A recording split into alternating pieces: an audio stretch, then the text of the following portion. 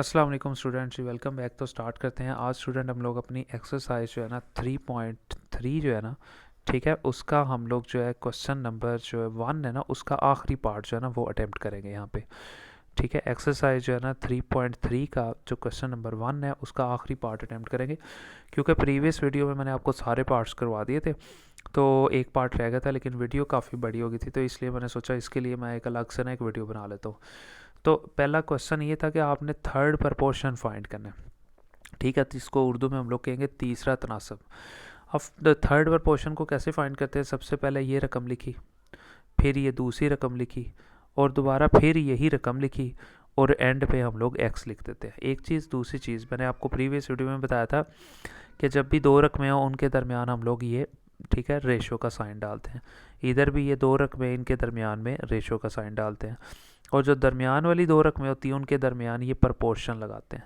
यानी सिंपल, पहली दो रकमों में रेशो, फिर प्रपोर्शन, फिर दो रकमों में रेशो, यानी रेशो, प्रपोर्शन और फिर रेशो।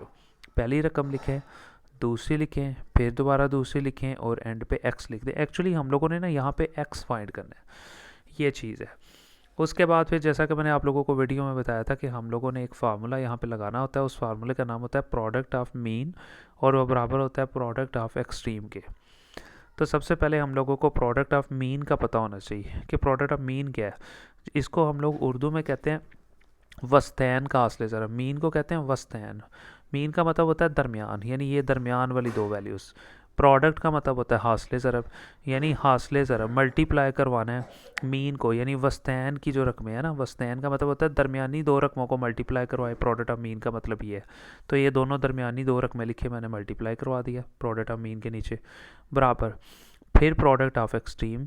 अब प्रोडक्ट ऑफ एक्सट्रीम का होता है, एक्सट्रीम का मतलब आखिरी वैल्यूज़, एक ये आखिरी वैल्यूज़ और एक ये आखिरी वैल्यूज़ है। तो मैंने क्या किया, इन दोनों आखिरी वैल्यूज़ को भी प्रोडक्ट ऑफ एक्सट्रीम के नीचे मल्टीप्लाई करवा दिया। इसको हम लोग ये भी लिख सकते हैं कि जनाब तरफ़ैन का हासिल ज़रब। तरफ़ैन का मतलब होता है आखिरी रकमें, यानी इधर और इधर जो कोनों में रकमें पड़ी हुई हैं उनको मल्टीप्लाई करवाने को उर्दू में कहते हैं तरफ़ैन का हासिल ज़रब, और इंग्लिश में कहते हैं प्रोडक्ट ऑफ एक्सट्रीम। प्रोडक्ट का मतलब होता है मल्टीप्लाई करवा दें हासिल ज़रब एक्सट्रीम वैल्यूज़ का। एक्सट्रीम का मतलब होता है जो एंड पे पड़ी हुई है, कि ये पड़ी थी एक्स, ठीक है, और दूसरी ये पड़ी थी, दोनों को इकट्ठा मल्टीप्लाई करवा दिया। और प्रोडक्ट ऑफ मीन का मतलब होता है वस्त का। वस्त का मतलब दरमियानी दो वैल्यूज़, ये दो दरमियानी दो वैल्यूज़ थी, इनको भी मैंने मल्टीप्लाई करवा दी है, ये चीज़। अच्छा जी, अब जैसा कि मैंने आप लोगों को पहले भी बताया था, हम लोगों ने एक्स फाइंड करना है, ठीक है, क्योंकि थर्ड प्रपोर्शन में हम लोगों ने नॉर्मली जो है ना एक्स फाइंड करना होता है। लेकिन एक्स के साथ ये जो रकम है ना P square minus Q square, ये आप देख सकते हैं कि यहाँ एक्स से मल्टीप्लाई हो रही है। तो जब इस रकम को दूसरी तरफ लेके जाएंगे बराबर से, ये इधर मल्टीप्लाई होती है रकम, तो जब ये बराबर के दूसरी तरफ जाएगी तो इस तरफ आके ये देखें डिवाइड हो गई है।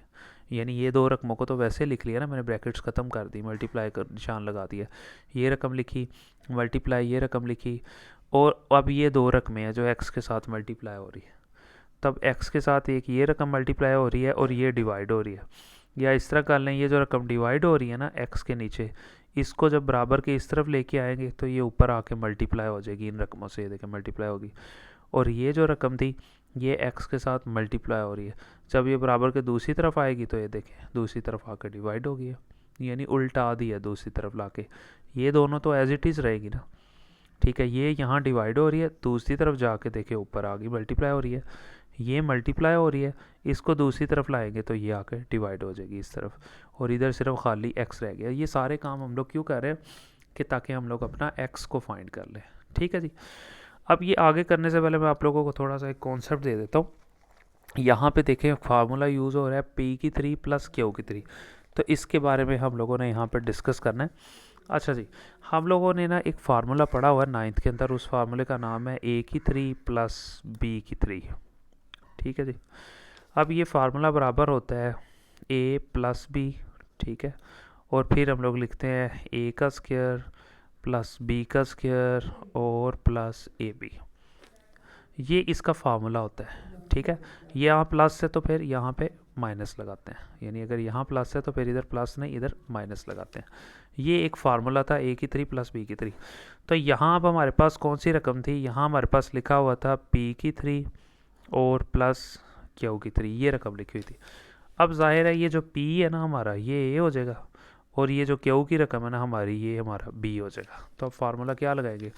सबसे पहले उसने कहा जी ए प्लस बी, ए क्या था हमारा पी, प्लस और बी की रकम क्या थी, उसने कहा था बी लिखें, तो बी की रकम क्या थी क्यू, वो लिख ले। वो मैंने देखे लिख लिया है। उसके बाद फिर उसने कहा था जी यहाँ पे आपने क्या करना है, सिंपल ए लिखें, ए की रकम क्या थी पी, वो लिखी, ठीक है, और ऊपर स्केयर लगा दें, स्केयर भी लगा दिया। प्लस फिर उसने कहा था प्लस लिखें, फिर उसने कहा था बी, तो बी की रकम आपको पता है क्या होती है, फिर वो लिख ली और ऊपर स्केयर लगा दें, स्केयर लगा दिया। माइनस लिखे, माइनस आ गया। फिर ए क्या था यहाँ पे पी, और बी क्या था क्यू, ये देखें, ये मैंने यहाँ पे एक फार्मूला बना लिया, यानी कि पी की 3 प्लस क्यू की 3 को हम लोग इस तरह से लिख सकते हैं, ये ड्राइव कर सकते हैं। और ये क्यों लिखा, क्योंकि ये ए प्लस बी का फार्मूला, यानी ए की 3 प्लस बी की 3 जो फार्मूला था उसको देखते हुए अगर हम ए प्लस बी को ऐसे लिख सकते हैं, तो पी की 3 प्लस क्यू की 3 को हम लोग इस तरह से लिख सकते हैं, ठीक है। यहाँ अगर प्लस होगा तो यहाँ माइनस। सिंपल, अगर आप इस तरह समझ नहीं है, आप इस तरह याद कर लें कि पी की 3 ये क्यूब के फार्मूले, पी 3 प्लस क्यू 3 किस तरह लिखेंगे, पी और यहाँ प्लस है तो पी प्लस क्यू, ये दोनों वैसे ही आ जाएगी, फिर पहली रकम का स्केयर, फिर दूसरी रकम का स्केयर, और यहाँ अगर प्लस है तो माइनस लगा देंगे, और फिर दोनों रकमें पी क्यू, ये देखें ये चीज़ यहाँ पे जो है ना आ जाएगी, यानी ये इसका मेन फार्मूला हो जाएगा जो कि मैंने अभी आपको बता दिया। अच्छा जी, ये चीज़ अब आप देख सकते हैं वैसे ही रहेगी, ये चीज़ वैसे रहेगी, ये वाली चीज़ एज इट इज़, ये वाली चीज़ एज इट इज़। अब ये पी की 3 प्लस क्यू की 3, तो मैंने जैसे आपको आगे कहा पी प्लस क्यू लिखा पहले, फिर पहली रकम का स्केयर, फिर दूसरी रकम का स्केयर, और यहाँ प्लस है तो यहाँ माइनस पी क्यू। इस फार्मूले को मैंने यहाँ ओपन कर दिया, भी आपको समझाया भी है। जबकि ये फार्मूला आप लोगों को पता, हम लोग बड़ी देर से पढ़ रहे हैं, यानी ए का स्केयर माइनस बी का square, P square minus Q square बराबर होगा, एक बार प्लस में रकम लिखते हैं, एक बार माइनस में, देखें P plus Q, P minus Q, यानी ए का स्केयर माइनस बी का स्केयर, ठीक है।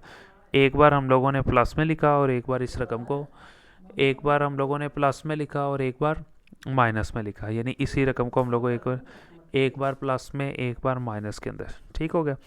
तो यहाँ पे अब हम लोग देखेंगे कि कटिंग क्या क्या हो रहा है। ये p माइनस क्यू इस p माइनस क्यू से ख़त्म हो जाएगा, ठीक हो गया। ये p प्लस क्यू इस p प्लस क्यू से ख़त्म हो जाएगा। अब p स्केयर, ठीक हो गया, plus Q square minus P Q, ये ऊपर है रकम, नीचे ये भी है P square plus Q square minus P Q के साथ नीचे माइनस है, इधर भी पी क्यू के साथ माइनस है, क्यू स्केयर के साथ प्लस है, इधर भी क्यू स्केयर के साथ प्लस है, ये भी पी स्केयर है, ये भी पी स्केयर, ठीक है। तो ये और ये जो है ना कटिंग हो जाएगी।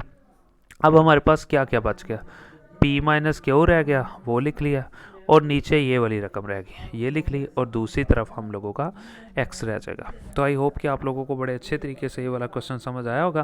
तो आप लोगों से रिक्वेस्ट यही है कि चैनल को यार ज़रूर सब्सक्राइब कीजिएगा, और बाकी वीडियोस जो है ना आपको प्लेलिस्ट में इंशाल्लाह ताला मिल जाएंगी इजीली, आप वहाँ पे जाके बाकी लेक्चर्स ले सकते हैं। मिलते हैं इंशाल्लाह नेक्स्ट वीडियो में।